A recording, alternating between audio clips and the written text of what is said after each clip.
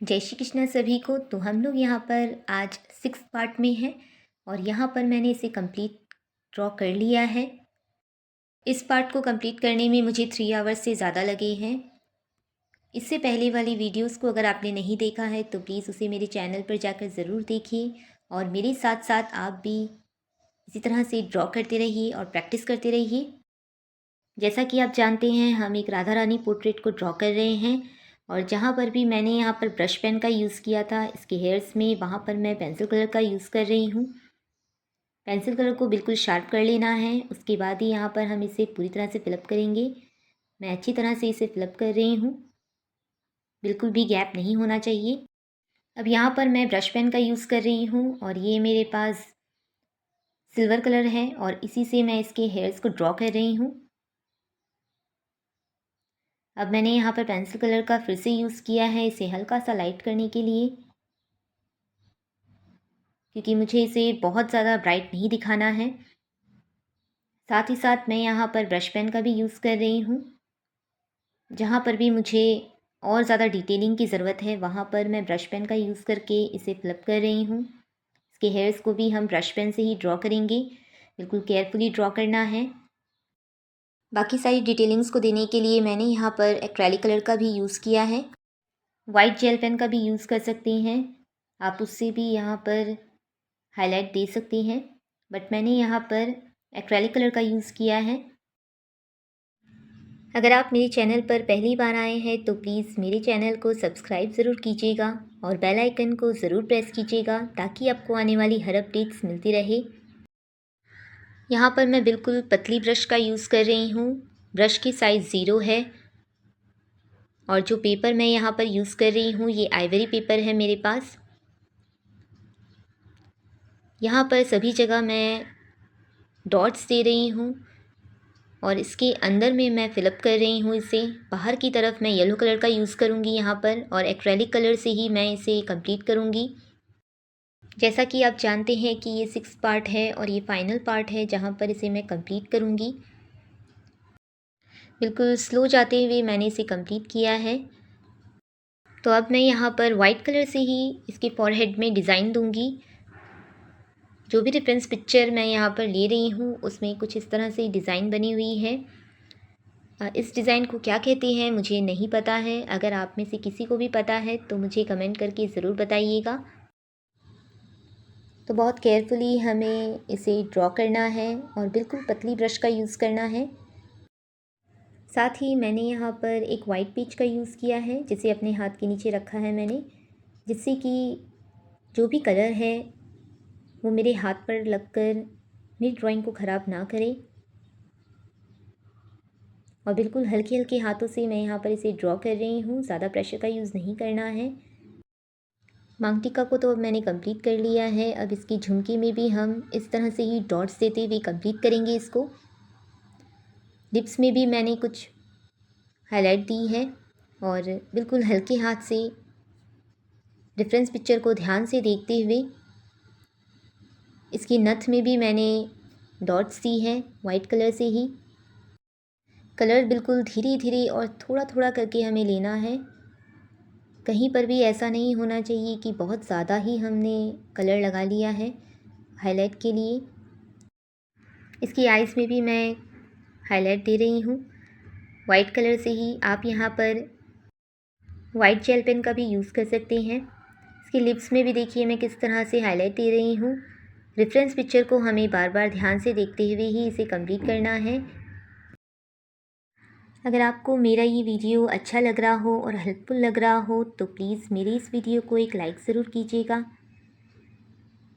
और शेयर कीजिएगा अपने फ्रेंड्स एंड फैमिली के साथ।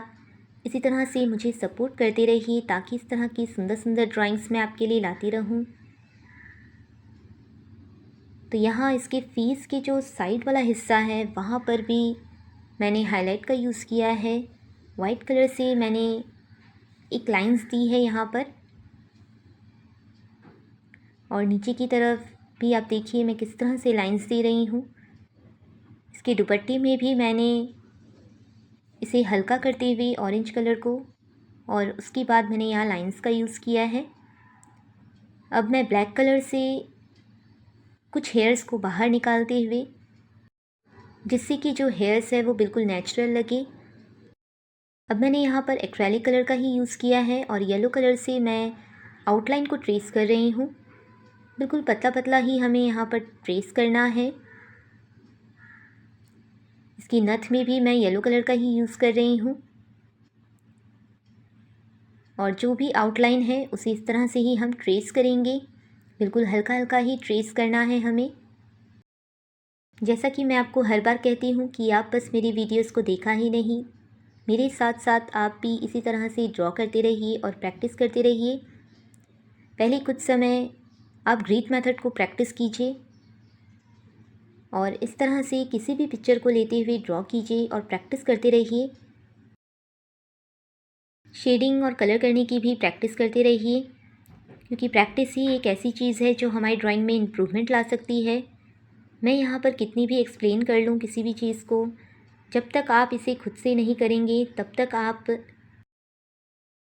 आप अपनी ड्राइंग में इम्प्रूवमेंट नहीं ला सकते हैं। तो खुद से ही प्रैक्टिस करनी होगी, चीज़ों को समझना होगा। स्टार्टिंग में आप किसी भी ड्राइंग कॉपी में भी इसे प्रैक्टिस कर सकते हैं। कोई ज़रूरी नहीं है कि आपको यहाँ पर बहुत ज़्यादा एक्सपेंसिव कलर या पेपर की ज़रूरत होगी।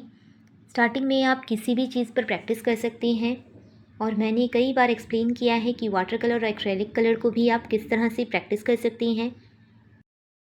हो सकता है एकदम परफेक्ट आप किसी भी चीज़ को ड्रॉ ना कर पाओ, लेकिन फिर भी प्रैक्टिस करते रहनी है। धीरे धीरे आप देखेंगे आपकी ड्राइंग में इम्प्रूवमेंट आने लगेगा। तो जो फॉरहेड में मैंने यहाँ पर डिज़ाइन ड्रॉ की थी उस पर मैंने फिर से एक बार लेयर देते हुए इसे थोड़ा सा और ब्राइट दिखाया है। अब जो फ्लावर है वहाँ पर भी मैं आउटलाइन को ट्रेस कर रही हूँ। यहाँ पर मैंने कई वीडियो में इस चीज़ के बारे में भी बताया है कि छोटी छोटी ड्राइंग से आप किस तरह से अपने अंदर कॉन्फिडेंस ला सकते हैं। स्टार्टिंग में आप छोटी छोटी चीज़ों को ही ड्रॉ कीजिए, जिससे कि कॉन्फिडेंस भी बढ़े और आपका पेशेंस लेवल भी। यहाँ पर मैंने इसके नेक के एरिया में वाइट कलर का यूज़ किया है। ब्रश पेन से सभी चीज़ों को मैंने ब्लेंड किया है। अब जो इसके नेकलेस का पार्ट है वहाँ पर मैंने पिच कलर का यूज़ किया है। ब्रश पेन से पूरी तरह से इसके नेकलेस वाले पार्ट को मैंने फिलअप किया है। अब यहाँ पर मैं ब्राउन कलर से ट्रेस कर रही हूँ और जैसा कि मैंने आपको कहा था कि ब्रश पेन आप जहाँ पर भी यूज़ करें उसे थोड़ी देर के लिए ड्राई होने के लिए छोड़ दीजिए। उसके बाद आप यहाँ पर सेकेंड लेयर दे सकते हैं। तो यहाँ मैंने फिश कलर का यूज़ करके पेंसिल कलर से उसे अच्छी तरह से ब्लेंड कर लिया है। तो अब इस पार्ट को भी मैं पेंसिल कलर से अच्छी तरह से ब्लेंड कर रही हूँ वाइट कलर का यूज़ करते हुए। यहाँ पर मैंने ब्राउन और पिच कलर का भी यूज़ किया है। उसके बाद हम वाइट कलर से इसे ब्लेंड कर लेंगे। तो इसके नट्स के नीचे वाले हिस्से को भी मैं यहाँ पर पूरी तरह से वाइट कलर से ब्लेंड करूँगी, जिससे कि यहाँ पर जो भी लाइंस नज़र आ रही हैं वो पूरी तरह से ब्लेंड हो जाए। अब मैं यहाँ पर वाइट कलर का यूज़ कर रही हूँ इसके नेकलेस वाले एरिया में। यहाँ पर मैं एक दो लेयर देते हुए इस तरह से मैं यहाँ पर डॉट्स दूँगी। इसके बाद हम यहाँ पर ब्राउन कलर, ब्लैक कलर और येलो कलर का यूज़ करेंगे और इसके नेकलेस वाले हिस्से को हम कंप्लीट करेंगे। इसके दुपट्टे में भी मैंने वाइट कलर का यूज़ किया है, जिससे कि जो दुपट्टा है वो थोड़ा सा ट्रांसपेरेंट नज़र आए। बैकग्राउंड को मैंने यहाँ पर ग्रे कलर से कंप्लीट किया है। पहले ब्रश पेन से मैंने पूरी तरह से बैकग्राउंड को फिलअप किया। उसके बाद मैंने यहाँ पर पेंसिल कलर का यूज़ किया है, क्योंकि ब्रश पेन से यहाँ पर अगर लाइन नज़र आ रही है तो उसे मुझे ब्लेंड करने के लिए पेंसिल कलर का यूज़ करना पड़ा। और अच्छी तरह से मैंने जो भी लाइंस थी उसे पूरी तरह से ब्लेंड कर लिया, जिससे कि लाइंस नज़र ना आए और हमारी ड्राइंग ख़राब ना लगे। तो इस तरह से देखिए हम इसे पूरी तरह से फिलअप कर लेते हैं। आप चाहो तो यहाँ पर इसकी 2 लेयर्स दे सकते हैं, लेकिन मैंने यहाँ पर एक ही लेयर दी है। और अब मैं यहाँ पर पेंसिल कलर से इसे पूरी तरह से ब्लेंड कर लेती हूँ। आई होप आपको आज का ये वीडियो अच्छा लगा हो और हेल्पफुल लगा हो। Thank you so much for watching. मिलते हैं किसी और ड्राइंग के साथ। इसी तरह से प्रैक्टिस करते रहिए मेरे साथ।